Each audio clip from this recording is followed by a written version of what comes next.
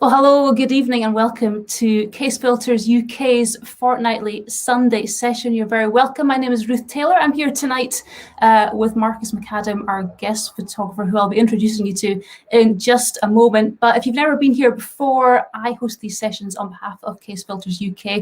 We always have a brand ambassador with us every fortnight. It's been really, really great the past few months. So if you've missed any of them, I'll tell you how you can catch up just in a wee bit. But first of all, if it's your first time here tonight, A, you're welcome.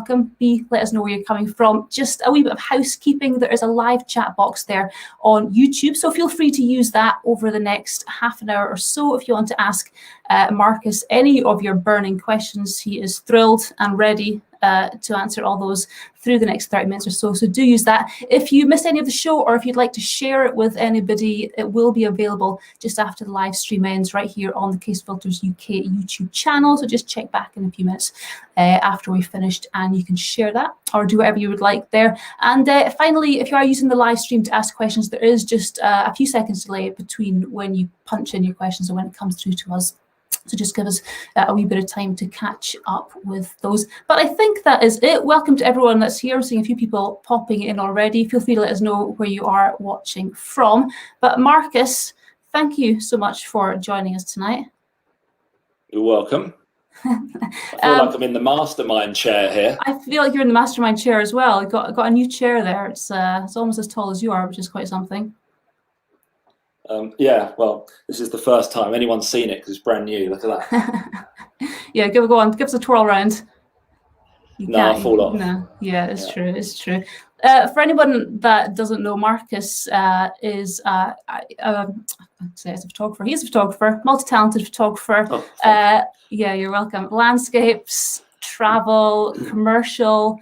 Co-founder of MC2 Photography. You run trips, Marcus. You're a teacher. You do workshops.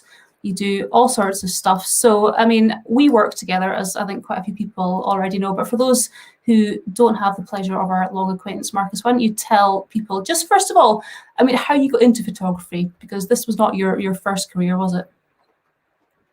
No. So I had to go back to when I was 18, and my father was a graphic designer, so he was an artist, and I think he was incredibly disappointed that I was no good at drawing. And he tried on several occasions to kind of inspire me in the arts, and it didn't really work. And then, without any expectations or any sort of idea whatsoever, for my 18th birthday, he bought me a 35mm SLR film camera. And I remember opening it thinking, why on earth have you bought me a camera? I'm not into photography, but because I had it, and this was in the 90s, well, it would have been late 80s. So there was no internet. So, an 18-year-old boy in his bedroom with a brand new piece of kit, you give it your due, amount of time because there's no other distractions. And I just read the manual from front to back, and it just kind of, lit a flame inside, I guess. And I just suddenly wanted to go out and take photos and see how I could control everything. And it wasn't an overnight thing. I'd say over the next sort of 5 or 6 years, I just gradually got more and more into it, started buying magazines, because, this is obviously in the days before YouTube and everything. So if you wanted to see what other people were doing, that's all you could do. You just go to the newsagents, buy magazines. But this just ran as a kind of hobby and an interest alongside my previous career, which was radio production. And then sort of towards the end of the 90s, I suppose, around the turn of the century, the internet had suddenly, emerged. And I'd kind of got where I wanted in radio, which was as far as I could go without going into management. And so I didn't want to sit in meetings and discuss budgets all day. That's what I was a creative person. So I was producing the biggest shows at the biggest radio station. So where do you go from that? And the internet had suddenly come on board, and I just saw the writing on the wall, and I just thought, this hasn't got any longevity in it, this radio lark. So to cut a long story short, I ended up going with my partner at the time around the world for a year. Just took a year out to basically take a step back and assess the situation. And I thought, if I come back and I've really missed radio, I wasn't cutting any ties, as it were, because I had a good reputation and I knew all the right people. So I could have just stepped back into it. But when I was going around the world for this prolonged period of time, of course, I took my cameras with me, by which time they were medium format film cameras, because I kind of progressed to that. And my learning and kind of skill level just went up exponentially, because it was the first time in my life I'd ever had a kind of, a concentrated period of time that was more than 2 or 3 weeks, where I could take photos every single day.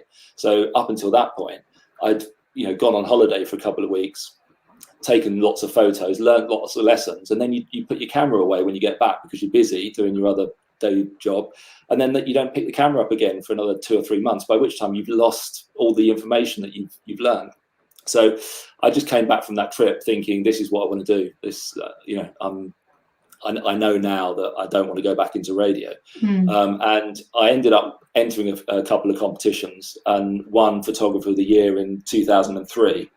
And that was what gave me the confidence, thinking that if I can win that competition, then it just gave, up until that point, I kind of doubted myself, thinking, everyone's told me it's really difficult to get into. But that was the one thing that gave me the confidence to do it. So I never really looked back, and I just carried on traveling, just being a travel photographer, and just ended up living in China and Italy, America, lots of places. But now I'm back here on sunny Isle of Skye. You are. I mean, it's interesting. The image that won that competition, if I recall correctly, was an image of an old lady sitting in a chair. It was quite an arty image, and I mean, now you don't focus solely on landscapes, obviously, but I've not seen that style of image from you probably since. Well, okay. Well, I can tell you the reason why is because it had a theme. So I got through to the final, and there were only 6 people in the final, and we were given a theme at midnight, and we had 24 hours to shoot up to 2 rolls of film on that theme, and the theme was time and motion. So okay. I mean, you interpret it however you want, but I was in Cuba flying back on that particular day, and so while everyone else had 24 hours to shoot their images, I had about 4 hours, because I had to go to the airport, and I was then on a plane for 10 hours flying back to the UK. So we found this elderly lady who turned out to be 97 or 98 years old, but she looked old, not in a bad way, but she looked, in a very photogenic way. She looked like she was really old. She'd lived her life, and so that was the time. And we found a rocking chair just in a hallway. So we got her sitting in that rocking chair, and then we bear in mind this is film, not digital. Yeah. We strapped the tripod to the rocking chair and basically got her to do this, so that as she did that, the camera moved with her. So she stayed perfectly still within the frame, but the background behind her was moving. And I can't remember what the exposure was, but it was probably half a second or something, as she was just moving back. And we got this great effect of, subject perfectly still, but with the background moving. So that was the movement side of it. And then to finish it off, we got her holding a photo of herself when she was a young girl. So that was the time. So that was my interpretation of it, which, it didn't win because of my interpretation. It didn't win because of my interpretation of it, but I think I was just a little bit more creative with the actual execution of the photo. But yeah, that was a day to remember, because I many times, I had missed the deadline. So there was a deadline, and you had to be at the headquarters of the company by, I think it was 8 o'clock in the evening, and I missed it. But luckily, with your rolls of film, with your unprocessed rolls of film. And then what happened is we all had dinner, and while we were having dinner, they were processing the film, and then they were going to judge the results after. So you couldn't even choose your photos, because they were judging the whole roll of film. So it's not like you could shoot 20 images and think, right, well, that's the one I want to enter. So if you messed up an exposure, that was going into the pot to be judged. So but anyway, got to London and missed the deadline. But just by some fluke, there'd been a really bad storm that day, and all the trees had been blown down onto the railway line. So everybody missed the deadline. So rather than just disqualifying me, they just said, right, well, everyone's late, so we'll let you all in. So yeah, I got away with that one. I love that. I've never heard that story, and that I think that is a photo competition that is waiting to be launched, because photo competitions now, obviously you just put your own one in digitally and you choose 1 or 2 images, but be able to actually have to go in your car and take your rolls of film and deliver them to an office in London. I like that. I think there's something in that. Anyway, it was a brilliant image. And not knowing what's on your you've never rolls seen of them. film. That's the thing. You're entering something that you don't even know. You can't edit it. You haven't even seen it. It's just completely different. Yeah, absolutely. Yeah, but that's what's fun about it. Absolutely. Marcus, there's a question here in the chat from EJ saying, in terms of film, what film is the best for colour representation and detail? And what information do you look for to determine what's a good film and a great film? Well, I always used to shoot Fuji Velvia 50 because when I was doing travel photography, I was after those punchy colours because that's what sold. But that's not answering the question, because the question is what film represents the colours best. But I would always shoot positive film, slide film.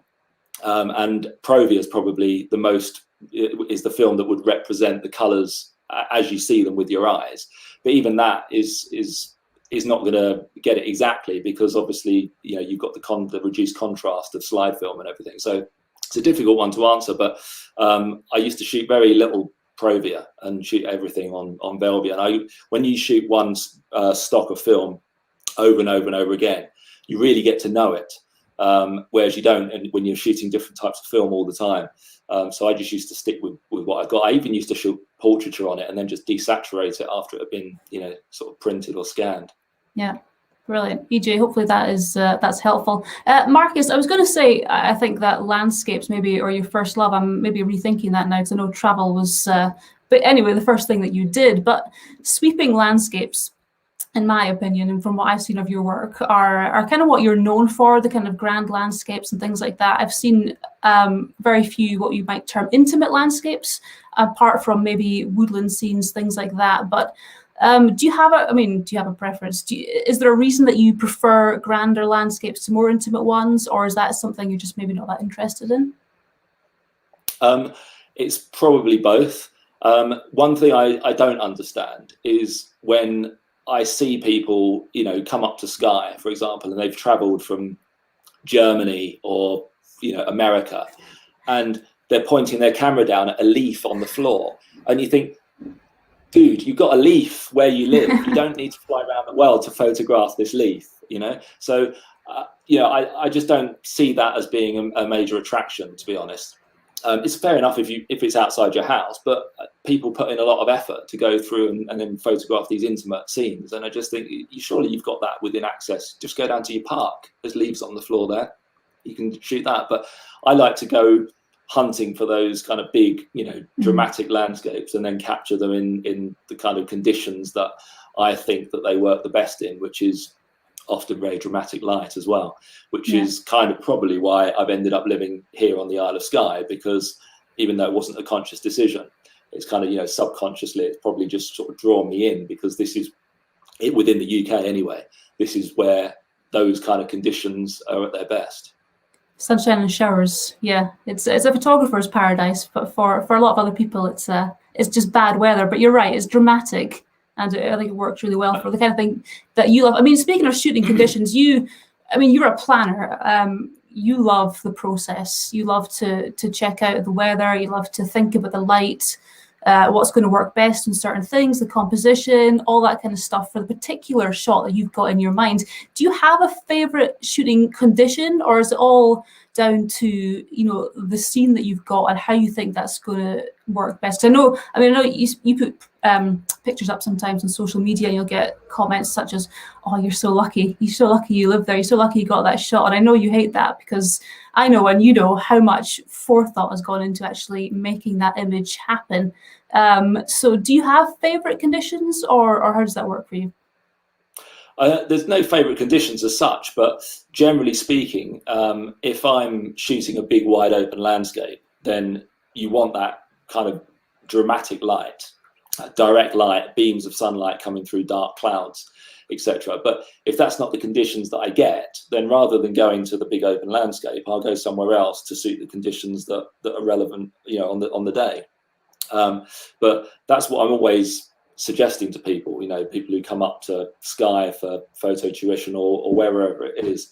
I always say to them, look, if you've got a weekend in a couple of weeks' time that you've put aside for photography, the worst thing you can do now is decide where you're going to go, because you don't know what the weather conditions are going to be like. So you're much better off to wait until the night before. You may have options, make a few plans, have a few ideas. So, if the weather's going to be like this, I'm going to go here. If the weather's like this, I'm going to go here. Wait until the night before, look at the forecast and go, right, well, these are the conditions that I'm going to get. So I'm going to go and shoot, it's going to be cloudy all weekend. So I'm going to go and shoot some waterfalls or do some woodland photography or whatever. But so many people, they don't have that kind of planning foresight, and they just think, well, I'm going to go to the Lake District. And then they sit there underneath grey clouds and can't see the mountains, and they complain about the light. Well, that light is no good for that situation, but it's perfect for something else. So go somewhere that's going to suit those conditions. But yeah, I am a planner, and the reason I like that is because it's a challenge. The whole thing is a game for me, and so I create these images in my mind, and the more ambitious they are, the more fired up I get about them. And then the game's on, isn't it? And it's like, right, okay, I know what I need to achieve. I know the conditions I'm going to get that I need to achieve the photo. So the clock starts running, and you just think, well, however long it takes me, I'm going to get this image. And eventually you do, but sometimes it can take years, especially if you're trying to coincide a tide with the sun being in the right position in the sky and the right light and the right season, for example. All these elements all coming together at the same time. It might only happen once or twice a year. Yeah. And so if it doesn't happen on those rare occasions, then you basically park that idea for another 12 months and then work on other things, while you're waiting. I know you've got a board of ambition that you add to periodically, with all the conditions that you want to see for the certain things. There's some things that I know you've waited at least a couple of years to happen, which hasn't actually happened yet. What is the longest, do you think, that you've waited for conditions to come together? Well, there's one particular shot, which is in a very remote area, and it only works, or will only work, the potential's only there from probably mid-December until first week of January. It might be a week either side of that. So it's a deepest, darkest winter kind of shot, just because the sun has to be in the right position. But then on top of that, I need to strand myself on an island, which gets isolated at high tide. But I also need quite stormy seas because I want a lot of action in the water. So I have to go out to the island at low tide, wait for the tide to come in, by which time you're stranded. But the problem is that I need to be there in stormy seas, and you can't judge the height of the high tide accurately when the sea's agitated, because it might go up another half a meter when you've got lots of wind than is forecast. But this particular island, there's no escape. So if the water goes above about 4.8 meters, then you're going to get wet. And if there's big waves, then that's pretty dangerous. So I'd need somebody over on the land with a long rope or something. But the shot, honestly, if it happens, if I ever manage to get it, will just be the best thing I've ever taken, because it will look like something that's just from another planet. It's all the elements are there. I just need to be there at the right time to grab them. Yeah, and it's a last minute shot, isn't it? It's the kind of thing, it's been raining heavily for a while, you can bolt out and get it. And not using the word lucky, but a lot of the shots on the board they're local shots. So you can wait for those conditions. You can go out, and talking to people that maybe go to the lakes and go on holiday and they sit and they take the pictures in what might be perceived as the wrong conditions. I suppose a lot of that maybe is just the fact that they are there for maybe a week, and they're just going out and they're going to the places they want to go, and they just want to get a picture of it. Whereas I suppose maybe if you live in an area like a lot of our photographers do, in the lakes and the peaks in the highlands, you've maybe got more the luxury of time being able to wait on those conditions a little bit more. Well, and I'll tell you something else, is that I don't take photos to add to my collection, because I've got way too many photos to start with. The last thing I need is more photos to add to that collection. So when the example that you've just given of someone going on holiday for a week, they're looking to take photos to add to their collection. I'm never taking a photo to add to my collection, because I don't do that. So for me, like I say, it's the challenge, it's the game. So I'm not interested in adding any more photos to my collection. There's too many anyway. So. I mean, I was going to ask you that. I don't mean that in a big-headed way. I don't mean that in a big-headed way as saying, oh, I've got so many fantastic photos. Yeah. I've got too many photos. They're not all fantastic, but all I'm saying is I don't need to add to any more to the long queue of waiting photos that are sitting there waiting to be edited and what have you. So yeah, I mean, we were speaking to Jack Lodge a few sessions ago, and Jack loves to print, and he sees printing as kind of the final step in the photography process for him, which I personally quite like, and he'll have them up on his wall and he'll choose what works best and stuff. Your wall is bare, shall we say, of your particular photographs. I mean, what would it take? What image would it be that would actually make it onto the wall of Marcus McAdam? And what's the kind of non-attraction in a way of actually printing for you? Well, I've been through 3 phases. Okay, so when I first started taking photos, I can remember the first photo that I took that I thought, wow, that's actually quite good, which if I looked at it now would be absolutely appalling, by the way. My dad, who bought me the camera for my birthday, he got this printed and he framed it for me, and that was on my wall for years. But if I don't even have it anymore, it got lost in a house move somewhere, because I realized that it wasn't actually very good, and it came down from the wall and then just ended up in the loft, and then when it got moved it probably just got assigned to a skip or something. But anyway, I did used to have some of my photos on my wall, but then I got to the point where I didn't want to look at my own work. The last thing I want to do is look at a photo, because it's like when you decorate your own house, you notice your own imperfections and you notice your own brushwork, and you're looking at your own picture, and even though it might be perfect in everyone else's eyes, you're looking at it going, yeah, that really annoys me, that does. Yeah. And so I didn't bother. And since then, I've never had my photos on my wall. I'd rather put other photographers' work on my wall rather than my own work.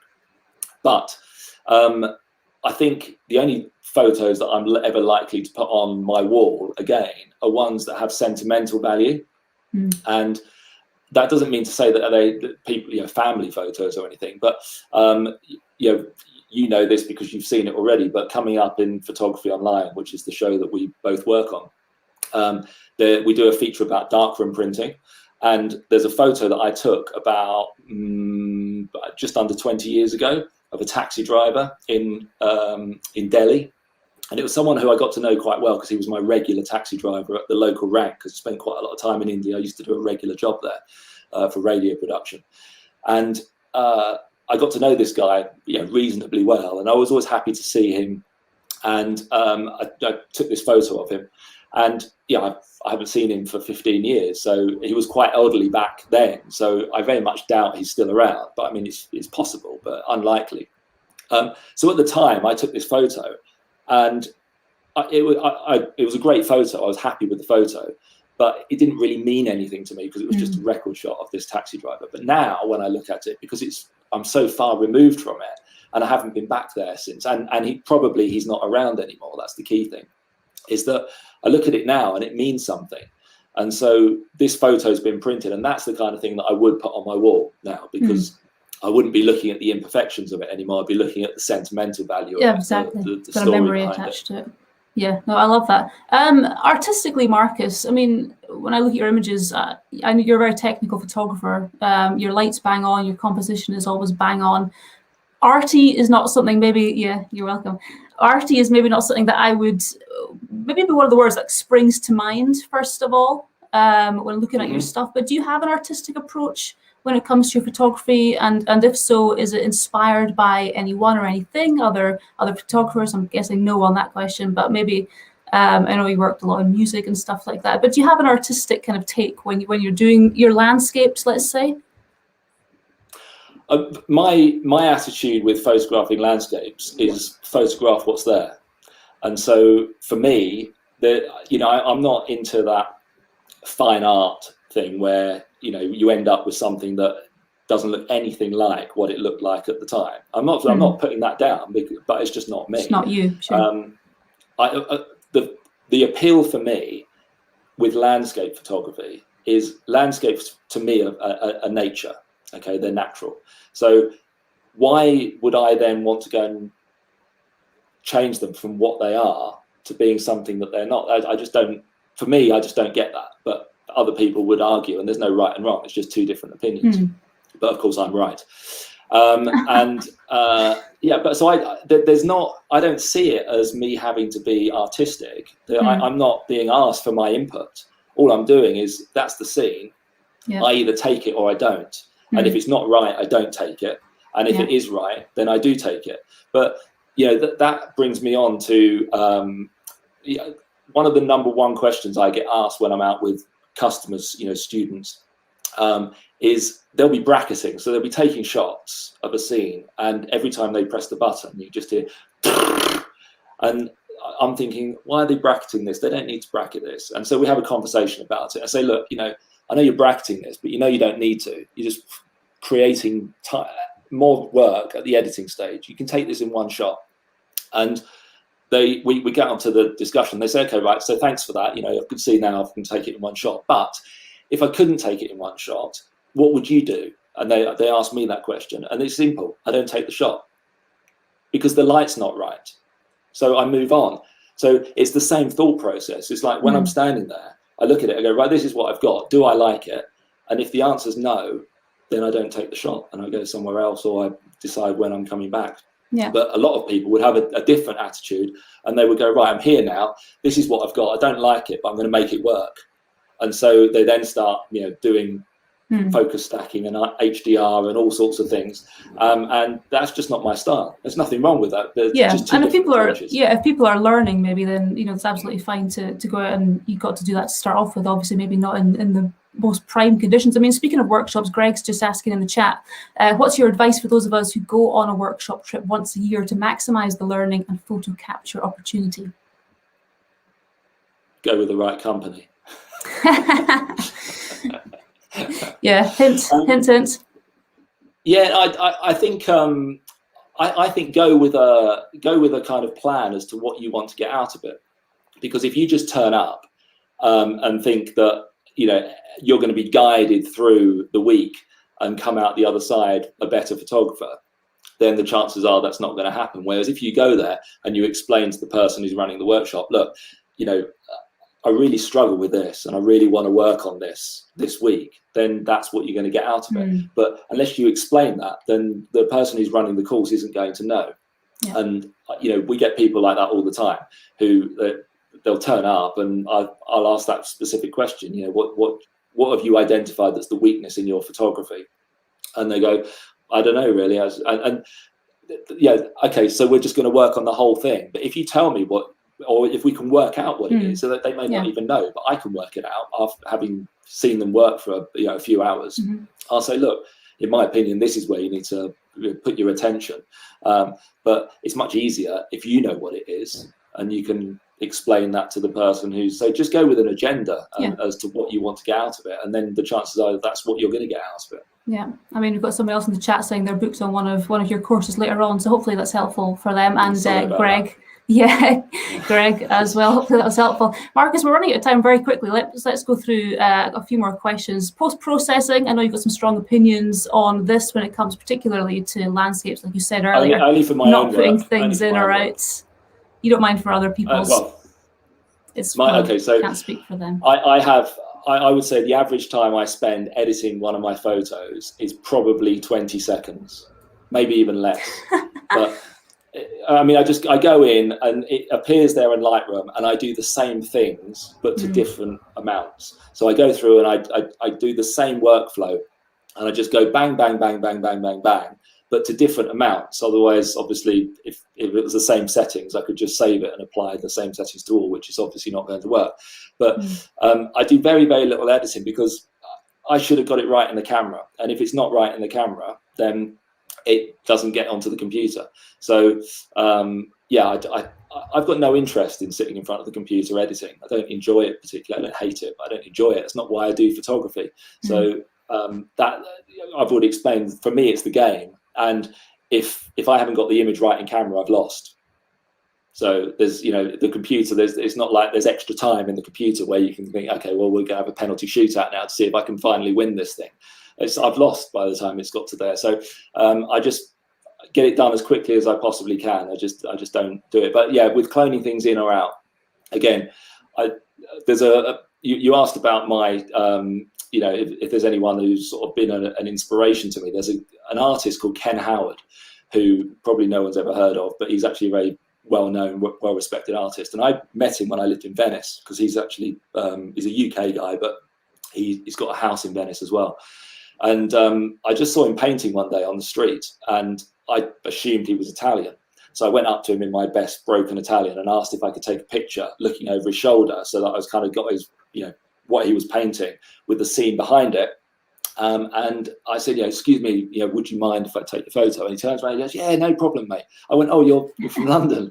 So we started talking, and I did a Polaroid to start with, and I showed him it, and he said, oh, that's fantastic. Would you come and take some photos of me in my studio? So we got this relationship going. But I was looking at one of his photos, which sold for thousands and thousands of pounds. And it was basically the front of a very famous basilica in Piazza San Marco. And half of it was covered in scaffolding. And I said to him, Ken, why have you painted the scaffolding in? Because it's a symmetrical church. You know what that side looks like, because it's a mirror image of the side that you can see. And he looked at me as though I was crazy, and he went, I painted that because that's what was in front of me. And it was like this, oh, thank goodness for that. Because up until that point in my photography, I'd spent my life trying to hide things and think, oh, I wish that wasn't there, and I wish that wasn't there. And it was like this really successful artist, world-renowned artist, who sells his work all over the world. He's painting scaffolding into his shots. And I was thinking, thank you for that. And so, you felt validated. Yeah, absolutely. And so I just never remove anything. If there's something there that I don't like, tough, it stays there. You will try maybe in composition, though, if you want to maybe avoid something, try and just tweak the camera. Absolutely, yeah.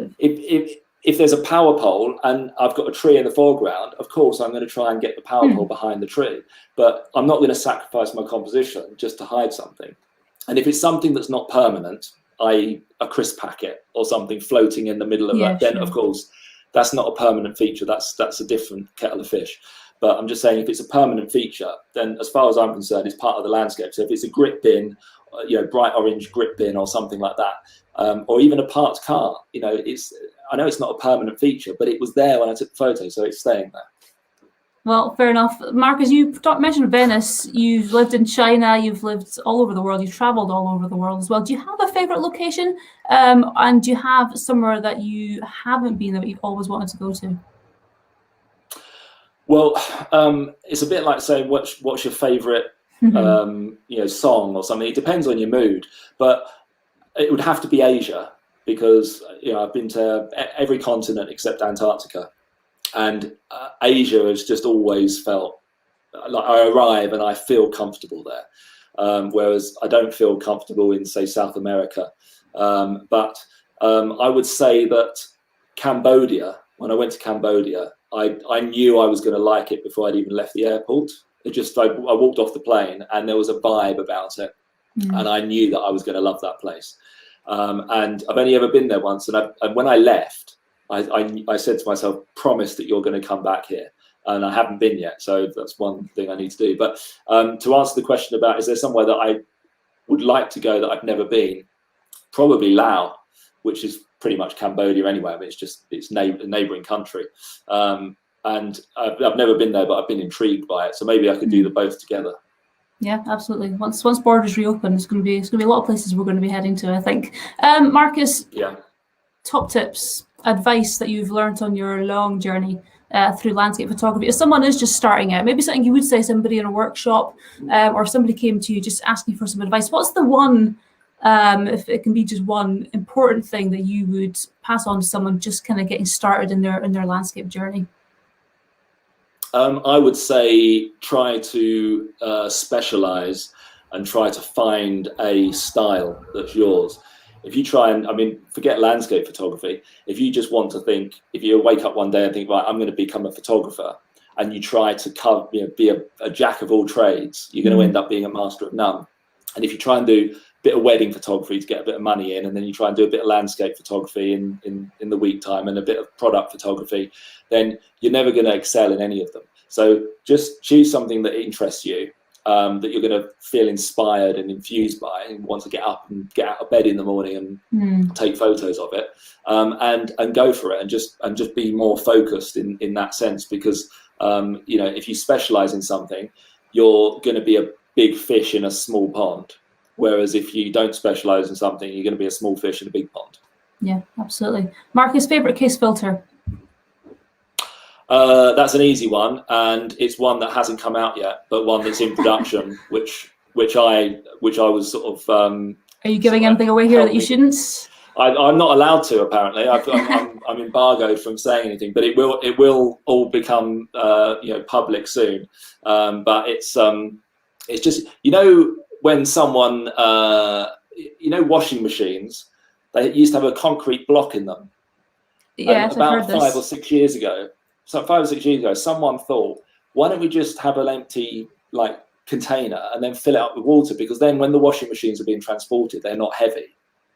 And then you can just fill it up with water once it's got to its location, because the concrete block was just a weight to stop it moving when it goes into the spin. But they used to put concrete blocks in everything, and it was such an obvious thing. It was but it took someone to think about it. And I've come up with another idea for a filter, which when everyone sees it, they'll go, "Why wasn't this done 20 years ago? I don't understand." Yeah. So yeah, there's a little bit of a tease for you, but it'll only be a matter of weeks. Well, exciting. So everyone can keep an eye on the Kase Filters UK social pages, I guess, and I'm sure Marcus will be announcing that as well.